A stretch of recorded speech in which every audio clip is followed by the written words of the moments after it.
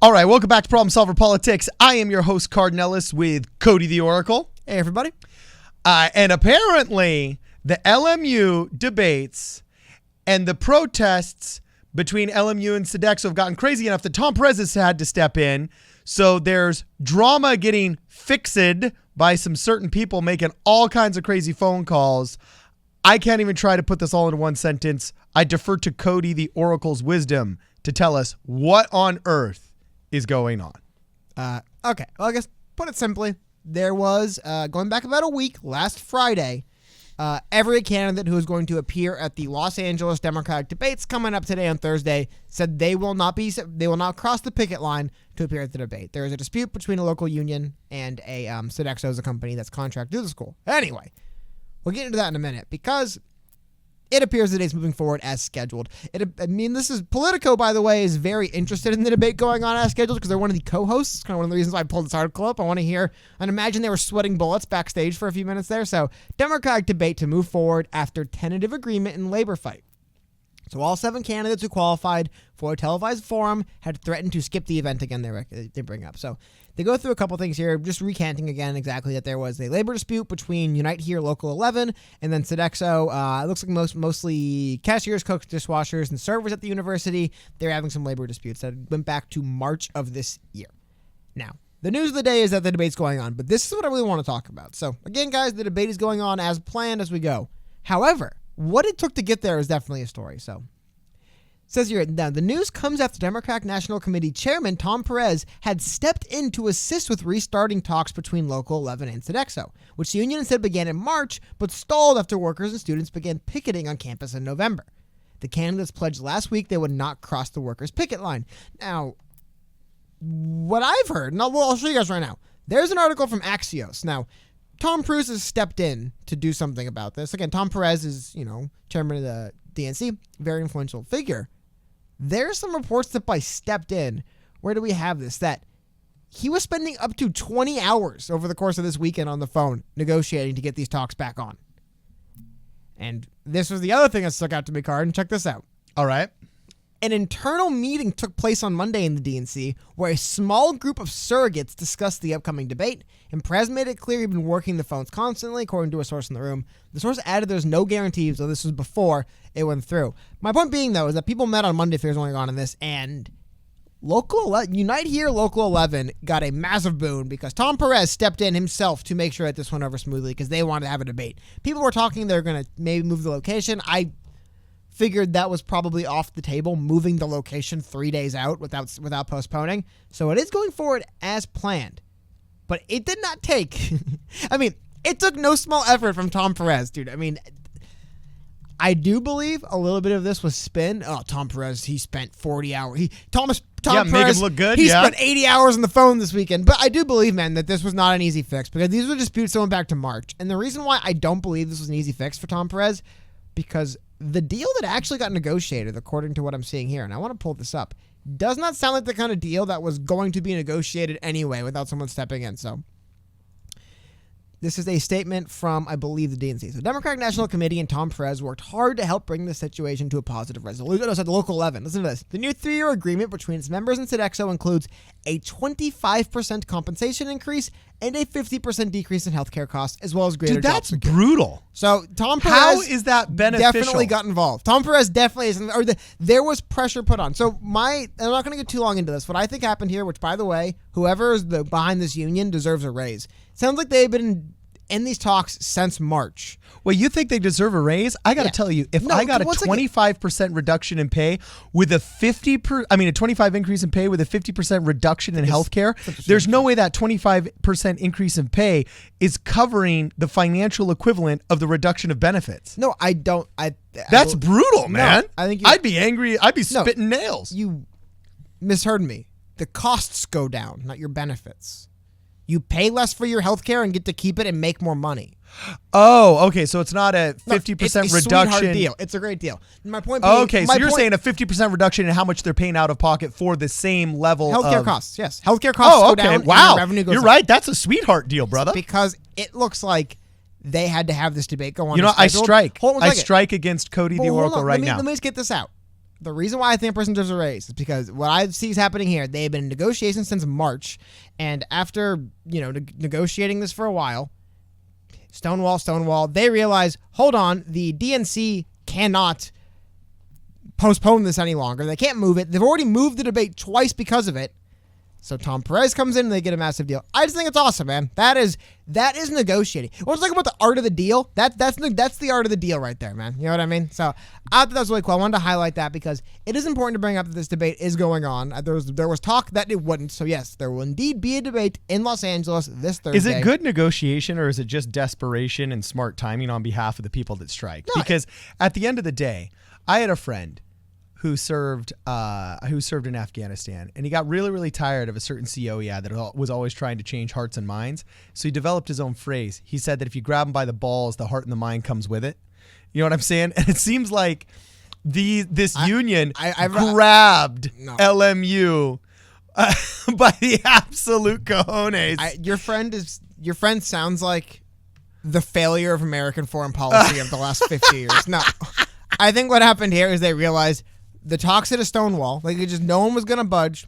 A situation came up where they could apply pressure, and they did. That's just smart negotiating. That's a deal. That's them saying, you know what? Well, that's what I'm saying. Yeah, the union they're not straight gonna up budge. grabbed them by the cojones. Like, But, you need us to have this debate, and it's going to be the biggest thing that goes into your amphitheater for a while. So, straight negotiate with us. It looks bad. It looks bad when the Democrats have to, hair on fire reschedule a debate because workers. Again, I want to bring this up for in LMU's defense. They actually, I guess they could have decided to no longer contract with Sodexo, but Sodexo is like one of the major companies in the country. Point being, they didn't hire anyone. They were not even party to the talks. Okay, now so it'd be a pretty raw deal to lose out in negotiation yesterday. if you couldn't even show up to the talks, right? Okay, well, if you remember yesterday's video on this, we placed a bet, and I bet that within the next 36 to 72 hours, at the 11th hour, things would get negotiated out, and the union would get what they want. What was your bet? Do you remember what it was? No. Oh, well, I was off by 24 hours. It got done within 12. Yeah. I figured. Well, it seems like Tom Perez was in no small part. This was a little bit weird. But I just want to highlight that the debate's going on, and that the reason why the debate is actually going on is because, yes, this was going to be a massive issue if they could not have the debate on Thursday at this location. So Tom Perez himself stepped in to make sure the debate is going on at this location on this date. God help me. If I have to be on the phone 20 hours bringing people together, I will. And at the end of the day, seems like the union ended up with a very, very nice deal. 25% compensation increase and a 50% decrease in healthcare costs, as well as greater job security.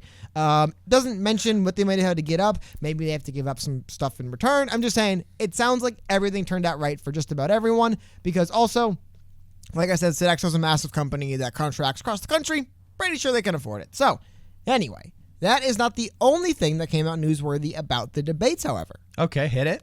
Next thing I want to talk about, a little bit less we'll be able to talk about on this one, but still interesting nonetheless. The podium order was actually released for the next debate. Oh, yeah, this was interesting. Via Zach Montalero of Politico. Like I said, Politico will be hosting the debate with PBS. He's also the one that does the spreadsheet that we always are referencing, correct? Yes. He tracks the polls. So anyway, I believe this is from left to right, so from top to bottom. So I believe the order would be, from our perspective from the audience, Andrew Yang on the far left, followed by Mayor Pete, Elizabeth Warren, and it looks like Joe Biden will be right in the middle, with Bernie Sanders, Amy Klobuchar, and Tom Steyer flanking him on the other side.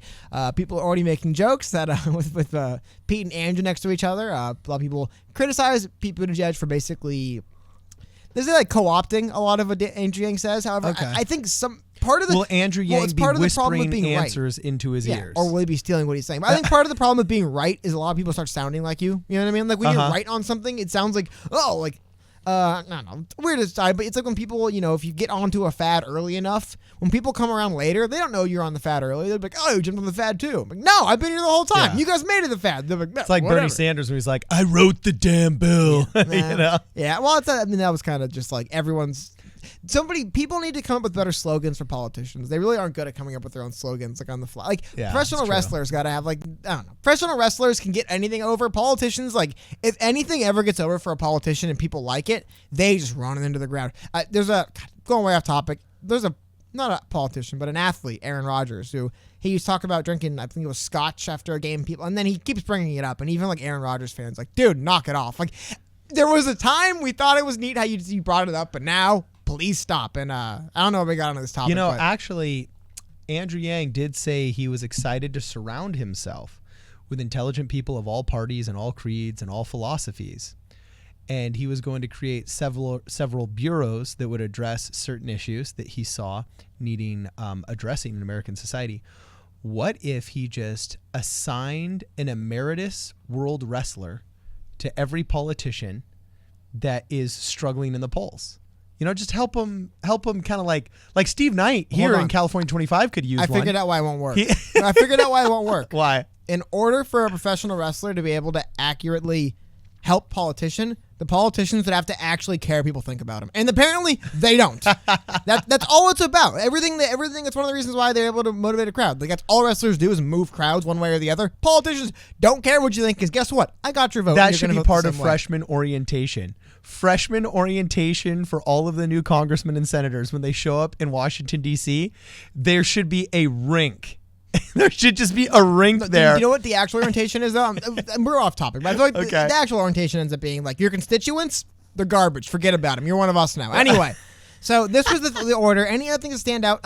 I believe, no, I think one thing at a time, but this is one of the furthest from the center we've seen Andrew Yang at the debates. That's what I noticed.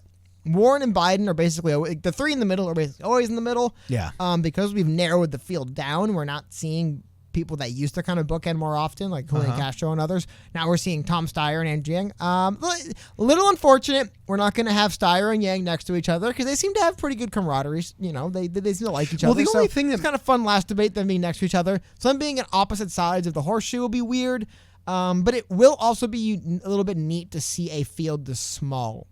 By far the smallest stage we've seen all. I think on the exact number, but we saw it go up as high as 12 people on stage at one time. So down to 7, it's baby steps, but we're working towards a more manageable debate, perhaps. Yes, and this is the only thing that gives me pause about this whole list is I'm tired of seeing the same 3 in the middle, and I get that it's based off of predominantly polling. Specifically, this one is based off qualifying polls taken after the November debate. Yes, I totally get that. But at the same token, for both entertainment value reasons, for moral reasons, after all, if we means test everything before we hand out welfare, why don't we means test, some of these candidates? I almost wish it was a lottery or something less predictable, because I'm kind of tired of seeing the exact same dynamic of Elizabeth Warren bumping elbows with Bernie Sanders and Joe Biden and figuring out how she's going to talk to those two people. I don't know. I'd like to see it almost just randomized. So you would like to see a debate where all the front runners that people want to ask questions are just randomly scattered all over the place? I almost would. A little bit too disorganized. But why not? You would really want to see a debate. What if all of a sudden it was like Biden on the outside instead of Yang? You want to see a debate where Amy Klobuchar and Tom Steyer are in the middle, and everyone talks over them? Here's the thing. It doesn't matter where you put these people on the podium. Give them a chance to fight for that soundbite, Do you really think the reason why Joe Biden and Elizabeth Warren get to talk more is because their podium placement? You really think? No, you really think of course not. That's not what I said. You put words in my mouth. My point being is, you could do it any way you want. Guess who's going to be talking? The same 2 or 3 people. You could put Joe Biden backstage, Amy Klobuchar at least one of these stage. debates. You could hang Pete Buttigieg from the ceiling on the harness like he's a superhero, and guess what? The same few people would get the same few attention. There's no way. You do watch a lot of wrestling. There's no way to gimmick this. Like, they're going to want to hear from the front runners always. There's no way you can get around that. I don't see any way positionally it'll change. Like, they would just be ignoring Amy Klobuchar while she's in the middle of the stage except for on the side. It'd be the same thing. Yeah. Andrew Yang gets ignored if he's in the middle, the center, or the right. Like, they're going to ignore these people they don't want to hear from regardless of where they put them. So I just don't think the podium position is going to, it wouldn't. Podium position could lead to someone like an Andrew Yang or a Tom Steyer talking more. It would never lead to Joe Biden talking less. You know what I mean? Does that make sense? I hear you. I hear you. Well, because also they're better at it. they're better at the game of interjection. Exactly. Like I said, So, well, that's what I'm Yin-yang saying. trends I would down for a reason. almost appreciate if, look, I mean, with immigration, it's largely a meritocracy on paper, but we even have that lottery. 10% of the people that come in basically off of just a lottery where it's randomized. I would like it if the majority of the debates were, basically a meritocracy based upon votes or based upon whatever the criteria is. And then at least one of them, we just shook it up. We just shook it up and randomized the podium placement. So hopefully something unpredictable would happen. And maybe that's because I'm jaded because I follow these ones, all of these debates religiously, and I watch every single one. Yeah, it sounds like that's a good play for ratings. I don't know if it's a good play for a better debate. Right? Well, isn't all that they're doing ever just a play for ratings? No, because the ratings aren't good. So well, no, I'm not saying they do a bad. I'm not saying they do a good play for ratings. I think everything's a play for ratings. They could get way higher ratings if they wanted. You think so? Yes. Maybe by hanging Pete Buttigieg by that superhero harness. No. Yeah, that superhero harness you were talking about. I like I said, they could if they wanted this to be a bigger event, it'd be broadcasted as a bigger event. It'd be broadcasted as the spectacular. No, they typically are actually done pretty sober and pretty annoying.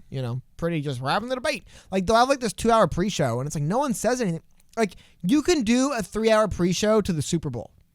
Everything comes to this moment. Oh, the wow. 4th of 8, 9, 10 debates, it's like, how big can the pre-show really be? Yep, these people you saw last time, they're still here. A couple people, they aren't this time. Anyway, what are we talking about? Well, you may be surprised, but the biggest issues in the country, economy, healthcare, impeachment, immigration, haven't changed over the course of these 7 debates. We're talking the same topics again. So, there's no real way to make them big. There's nothing you can do to shake them up.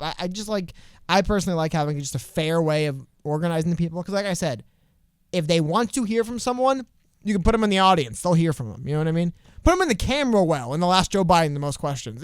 That's how these things are in. All right. So let us know what you guys know, or let us know what you guys think about all of this. And is there anybody else out there that agrees with me about the randomized podium placement? I would be curious to see what any of you guys think about the randomized podium Maybe placement. Twitter votes? Hey, Twitter vote for the podium placement? Yeah, we could do a Twitter vote for the podium placement, a community post.